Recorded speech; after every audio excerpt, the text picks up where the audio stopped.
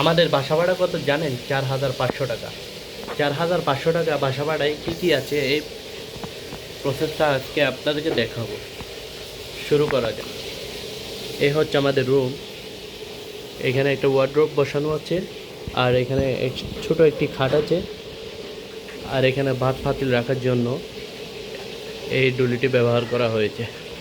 আর এখানে ছোট একটা কিচেন রুম আছে, আর আমাদের সিলিন্ডার গ্যাস ব্যবহার করতে হয়। আর এখানে পাক করা হচ্ছে চিকেন মুরগি। আর এর পাশে একটা রয়েছে বেসিন, বেসিনের পাশে রয়েছে একটা ওয়াশরুম। আর রুমটা পুরোটাই টাইচ করানো রুম পুরোটাই টাচ করানো।